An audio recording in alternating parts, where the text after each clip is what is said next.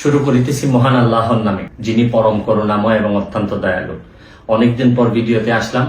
আমি আসলে প্রথমেই আপনাদেরকে জানাইতে চাই, অনেকেই বিভিন্নভাবে নিউজ করেছেন যে আমি দেশের বাইরে চলে গেছি, কেউ বলছেন লন্ডন হয়ে আমেরিকা গেছি, বিভিন্ন নিউজ করেছেন। আসলে কোনোটাই সঠিক না। আমি বাংলাদেশেই আছি, ঢাকা শহরে আছি। 5ই আগস্টের পরে আমি কোথাও যাইনি। শুধুমাত্র সিকিউরিটির কারণে আমি একটু গোপনে ছিলাম। এটাই হচ্ছে গিয়ে আমার বাস্তবতা।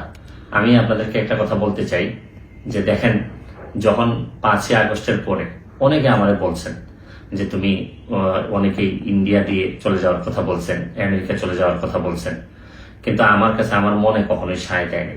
আমার কাছে মনে হয়েছে যে আমি কোনোদিন কোনো দুর্নীতি করি নাই। আমি ঢাকা শহরে 10 বছর ব্যারিস্টার থাকার পরেও আমি কোনো প্লট আমার নাই, ফ্ল্যাট নাই, আমার একটা গাড়ি ছাড়া আমার নামে কোনো সম্পদ নাই।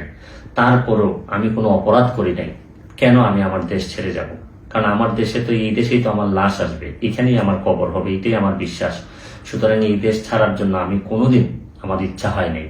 আমার কাছে মনে হয়েছে যে যদি আমার নামে কোনো মামলা হয়ে থাকে, আমি এটা বিচারের মাধ্যমে, যেহেতু আমি আইনজীবী, আমি মোকাবেলা করব, এই সৎ সাহস আমার আছে। আর আমার একটা বিশ্বাস, যেহেতু আমি আইনজীবী, আইনের প্রতিও আমার বিশ্বাস আছে। তাই আমার অনেক সুযোগ থাকা সত্ত্বেও আমি অনেক সম্পদ করতে পারতাম। আমার হালাল ইনকাম দিয়ে আমি অনেক সম্পদ করতে পারতাম, কিন্তু পুরা টাকাটা আমি আমার চুনারঘাট, মাধবপুর এবং বিভিন্ন জায়গায়, ইভেন বন্যার সময়, দেশের বিভিন্ন বন্যার ক্রাইসিসে আমি চেষ্টা করছি মানুষের কল্যাণে দাঁড়ানোর। ইভেন সংস্কারের যে কার্যক্রম, এই কার্যক্রমেও আমি এমন সব লোকের বিরুদ্ধে মামলা করছিলাম যাদের বিরুদ্ধে এখন মামলা চলতেছে, কাজ হচ্ছে। এগুলা প্রথমে আমিই শুরু করছিলাম। তারপর আমি মনে করি যে দেশের কল্যাণে এটা কাজ করে যেতে হবে, এখানে ক্রেডিট নেওয়ার কিছু নাই। যদি দেশকে ভালোবাসেন, দেশের সংস্কারে কাজ করতে হবে, এটাই স্বাভাবিক।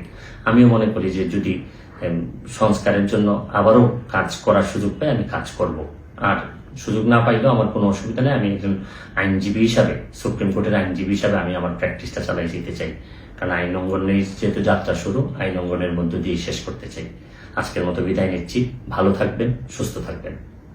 আমার এই সম্পদের, আমি মনে করি যে কোনো সংস্থা দেখতে পারে তদন্ত করে যে এই একটা গাড়ি ছাড়া আমার নামে কোনো কিছু আছে কিনা। আমি কোনো সম্পদ করি নাই নিজের ইনকাম দিয়ে, কোনো সম্পদ করি নাই। এতদিন ব্যারিস্টার থাকার পরেও, প্র্যাকটিস করার পরেও, ভালো প্র্যাকটিস করার পরেও যা সম্পদ ছিল সবই মানুষের কল্যাণে দিয়ে দিছি। আমার কাছে মনে হয়েছে যে মানুষের কল্যাণ করাই সবচেয়ে বড় ইবাদত।